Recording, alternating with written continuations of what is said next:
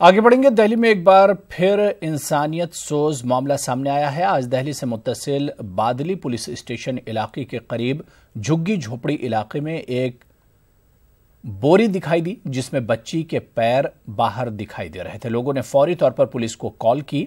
बच्ची को अस्पताल में दाखिल कराया गया, लेकिन बच्ची की सांस थम चुकी थी। ज़राए के मुताबिक बच्ची से इस्मत रेजी के बाद उसे कत्ल किया गया।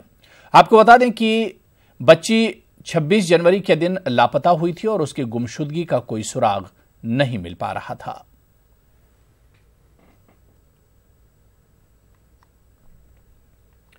खबर गुजरात से है, जहां राजकोट में भयानक सड़क हादसा पेश आया। हादसे में 5 अफराद हलाक हो गए जबकि 2 अफराद जख्मी हैं। आटकोट के करीब कार पलटने से हादसा पेश आया। बताया जा रहा है कि शादी की तकरीब से लोग वापस आ रहे थे कि तभी कार हादसे की शिकार हो गई।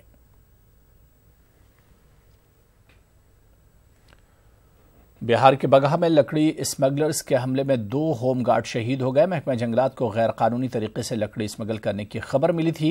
इन दोनों होमगार्ड्स को लकड़ी जब्त करने भेजा गया था कि तभी स्मगलर्स ने इन पर हमला कर दिया। मौके वारदात पर पुलिस की टीम रवाना की गई।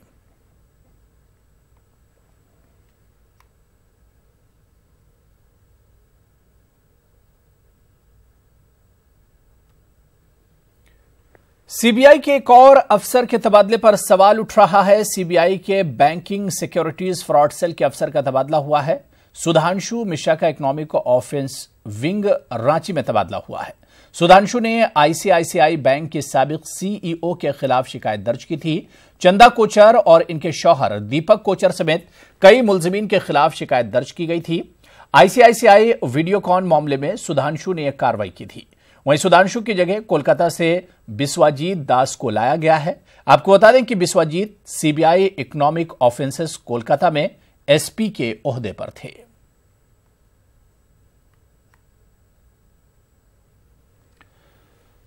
कल बीजेपी की रियासती कोर कमेटी की मीटिंग है। यह मीटिंग महाराष्ट्र के जालना में होने वाली है। इस मीटिंग में शिवसेना के मौजूदा रुख को देखते हुए पार्टी अपना फैसला ले सकती है। हालांकि बीजेपी के साथ शिवसेना के कुछ लीडरान का कहना है कि दोनों पार्टियां मिलकर ही कांग्रेस और एनसीपी का मुकाबला कर सकती हैं। अयोध्या तनाज़े को लेकर उत्तर प्रदेश के वज़ीर आला योगी आदित्यनाथ ने एक बार फिर मुतनाज़ा बयान दिया है। एक न्यूज चैनल के प्रोग्राम में शिरकत करते हुए उन्होंने कहा कि अगर अदालत ये मामला इन्हें सौंप दे तो 24 घंटे में केस का निपटारा करेंगे। योगी आदित्यनाथ ने कहा कि राम मंदिर को लेकर आवाम के सब्र का पैमाना लबरेज हो रहा है और अगर कोर्ट फैसला सुनाने से कासिर है तो उन्हें सौंप दे, वो 24 घंटे में मामला सुलझा देंगे।